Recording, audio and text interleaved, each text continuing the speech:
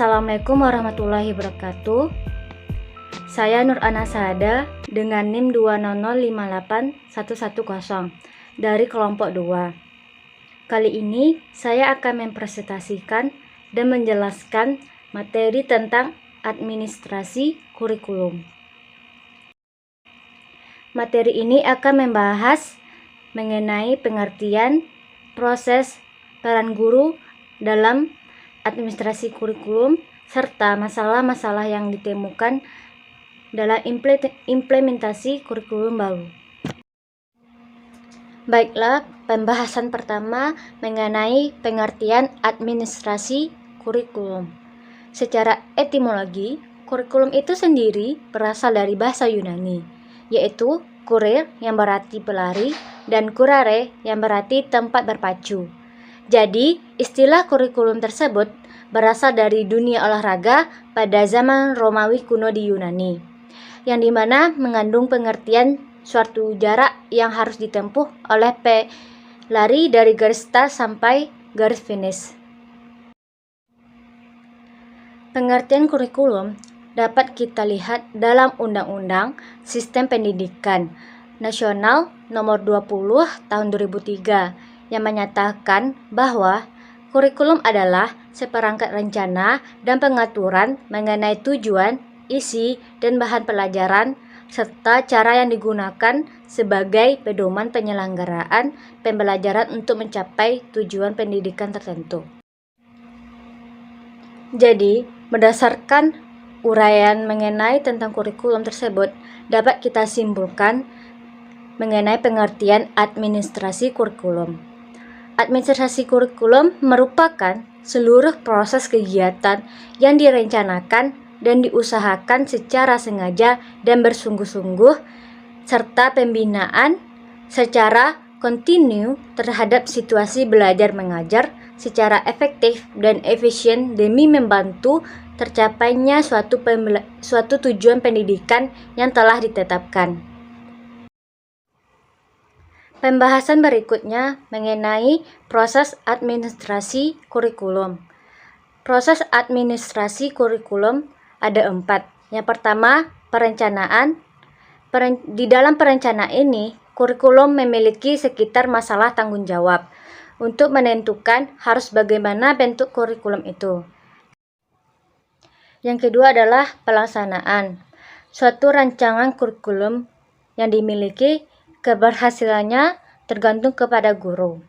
Menurut Sukma Dinata, yang menegaskan beberapa hal yang harus dimiliki oleh setiap guru dalam pelaksanaan kurikulum tersebut, antara lain yaitu: pertama, pemahaman esensi dari tujuan-tujuan yang ingin dicapai dalam kurikulum.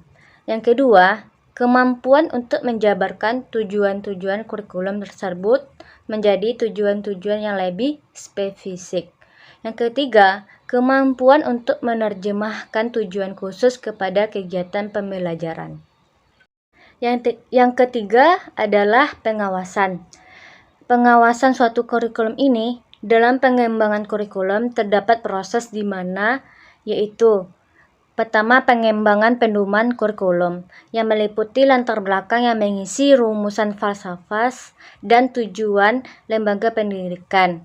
Yang kedua, pengembangan pedoman instruksional yang dimana diperoleh atas usaha pengajaran untuk menguraikan isi pedoman kurikulum agar lebih spesifik sehingga lebih mudah untuk mempersiapkannya sebagai pelajaran dalam kelas. Dan terakhir yaitu evaluasi. Langkah terakhir dalam pengembangan kurikulum adalah evaluasi. Evaluasi adalah proses yang berkelanjutan di mana data yang terkumpul dan dibuat pertimbangan untuk tujuan memperbaiki sistem. Evaluasi yang seksama akan sangat esensial dalam pengembangan kurikulum tersebut. Evaluasi dirasa sebagai suatu proses membuat keputusan, di mana kurikulum tersebut akan terkumpul dan dibuat pertimbangan. Pembahasan selanjutnya mengenai peran guru dalam administrasi kurikulum. Dalam peran guru dalam administrasi kurikulum ini ada 4. Yang pertama, implementers, di mana guru berperan untuk mengaplikasikan kurikulum yang sudah ada. Yang kedua adalah adapters.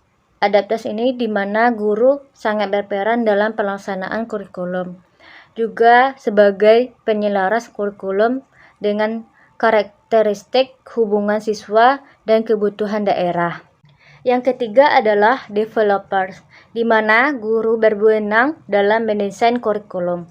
Guru bukan saja dapat menentukan tujuan dan isi pembelajaran yang akan disampaikannya, namun juga dapat menentukan strategi apa yang harus dikembangkan, serta bagaimana mengukur keberhasilannya. Terakhir adalah researchers, merupakan di mana guru berperan sebagai peneliti kurikulum. Peran itu dilaksanakan sebagai bagian dari tugas profesional guru yang memiliki tanggung jawab dalam meningkatkan kinerja sebagai guru. Pembahasan yang terakhir mengenai masalah-masalah yang ditemukan dalam implementasi kurikulum baru. Terdapat masalah-masalah yang ditemukan dalam implementasi kurikulum baru tersebut, yaitu masalah di mana sering bergantinya regulasi dan revisi peraturan yang berulang, di mana belum meratanya pelatihan pada guru, belum lengkapnya sarana dan prasarana, baik pegangan guru dan buku pegangan siswa juga, serta perubahan budaya ilmiah, gerakan literasi sekolah, dan supervisi internal yang belum optimal.